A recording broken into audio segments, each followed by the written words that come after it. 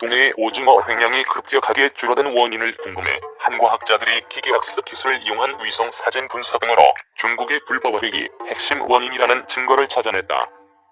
700에서 900척에 달하는 중국의 유령 선단이 2017년부터 2년 동안 몰래 잡아들인 오징어가 16만 톤에 달한다는 걸 확인한 것이다.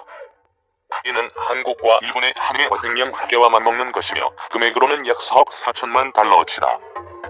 본 영상은 유튜브 채널 KRTV 뉴스에서 제작하였으며 도움이 되셨다면 좋아요와 구독하기를 눌러주세요.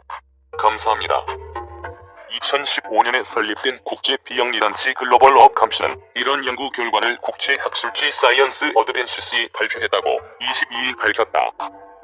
과학자들의 오징어 감소 원인 규명 작업은 2018년 초 글로벌 어감시의 박재윤 선임 데이터 분석가가 이정삼 한국해양수산개발원 당시 업자원 연구 실장을 만나면서 본격 시작됐다. 당시까지는 한국과 일본의 남획이나 기후 변화가 오징어 감소의 주원인으로 거론됐다. 하지만 2003년과 비교해 80%가량 준 한국과 일본의 어획량을 이런 요인만으로는 설명하기 어렵다고 두 사람은 판단했다. 정확한 원인 규명을 위해서는 중국 어선들의 자료를 파악해야 한다고 보고 공동 작업에 들어갔다고 박재윤 분석가는 글로벌 어감시 홈페이지를 통해 공개한 글에서 설명했다. 한국, 일본, 오스트레일리아, 미국의 공동연구팀은 기계학습 기술, 선명한 위성 사진, 야간 비감지 광학 기술 등을 결합해 동해 바다에서 중국 어선들의 활동을 분석했다.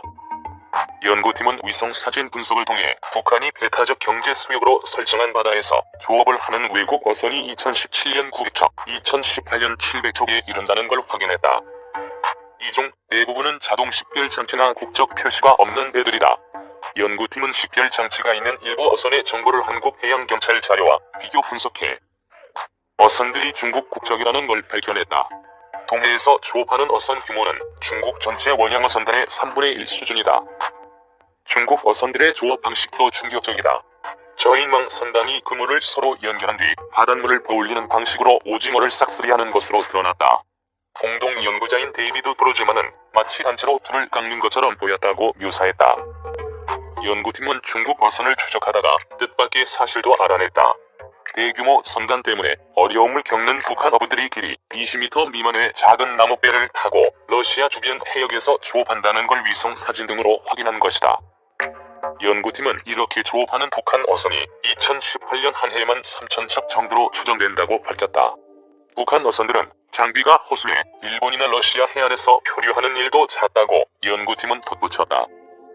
글로벌 어감시는 주변국 어부들에게 경제적 피해를 끼치면서 해양 생태계를 파괴하는 불법업을 막기 위한 국제협력이 시급하다고 지적했다. 본 영상은 유튜브 채널 KRTV 뉴스에서 제작하였으며 도움이 되셨다면 좋아요와 구독하기를 눌러주세요. 감사합니다. 공권력 강화로 바다 주권 확립하자. 우리나라는 특이하게도 삼면이 바다로 둘러싸여 있다. 그리하여 내륙도 중요하지만 바다와 밀접한 관계를 맺고 있다. 바다에는 많은 보물이 산재해 있다.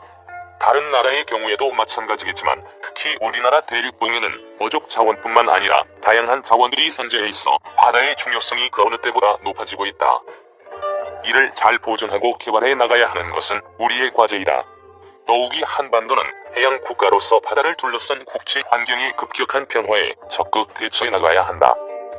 아직은 내륙의 통로인 북쪽에 막혀있는 부자유스러운 상태이니만큼 우리가 세계 무대로 자유롭게 진출할 수 있는 길은 바다와 하늘이다.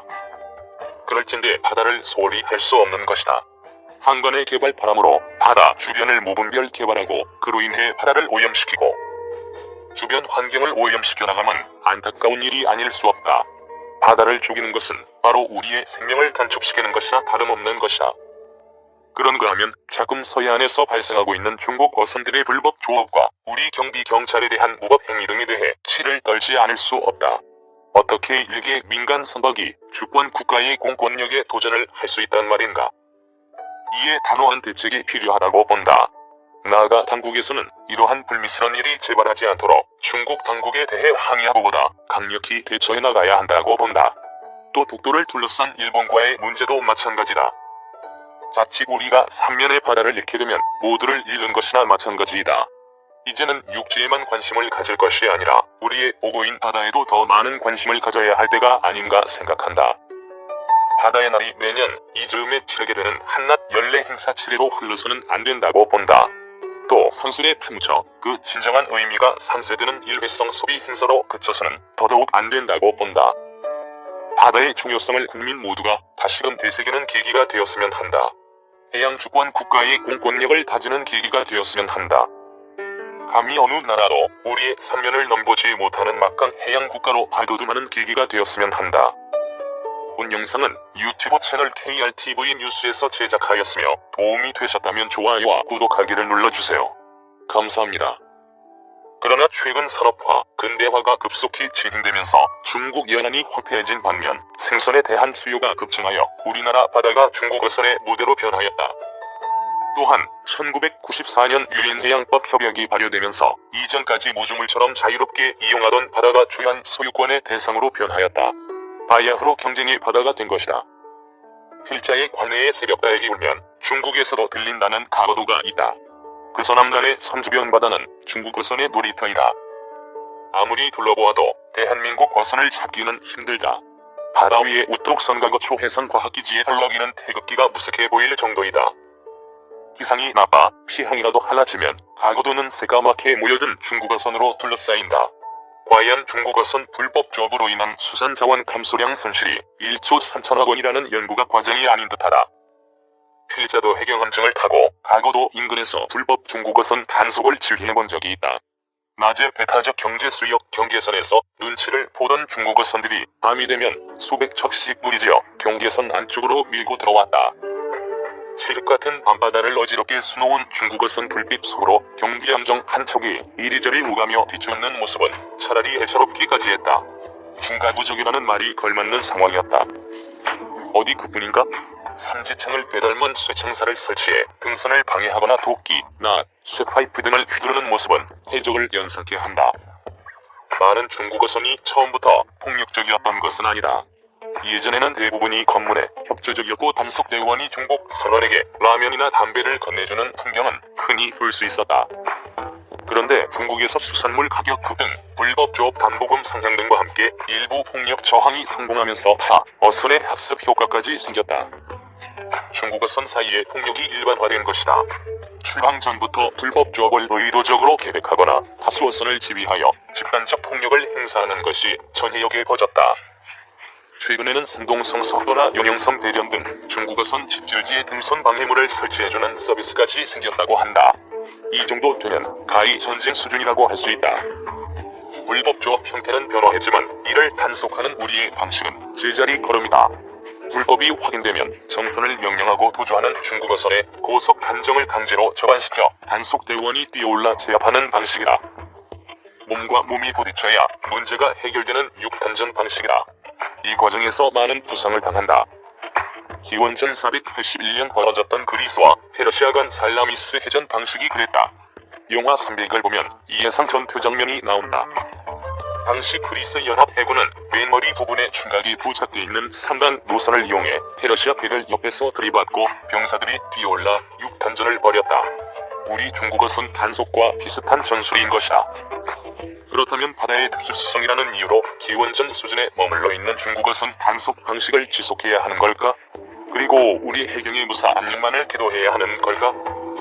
무엇보다 해양 주권을 수호하고 우리 바다를 지키겠다는 정부 차원의 의지와 행동이 선행되어야 한다. 더불어 의지와 행동을 실행할 수 있는 구체적인 지원이 필요하다. 예산 지원을 통해 최신 기술을 활용할 수 있는 단속 방식을 연구해야 한다. 한 가지 예를 들면 전자기발사라는 것이 있다. 이는 사람에게는 피해를 주지 않고 중국 어선의 전자기관을 무력화시켜 정상시킬 수 있는 방식이다. 극렬한 폭력 저항에 맞서면서 등선에서 제압하는 현행 단속 방식을 벗어나 신체적인 접촉 없이 단속할 수 있는 방식이다. 또한 중국 어선 단속 임무만 수행하는 단속 전용 함정을 도입하는 방안도 있다. 중국 어선의 직접 계류가 용이와 튼튼한 재질의 중형 함정을 건조하여 취약 해역에 집중 배치하는 것이다. 이제 불법 중국 어선의 문제는 온 국민의 관심사가 되었다. 그렇지만 관심만으로는 문제가 해결되지 않는다. 국민의 성원에 더하여 문제 해결을 위한 정부의 구체적 지원이 필요한 때이다. 고이정호 경위가 평소 버릇처럼 되뇌이던 절규가 새삼 가슴을 아려온다.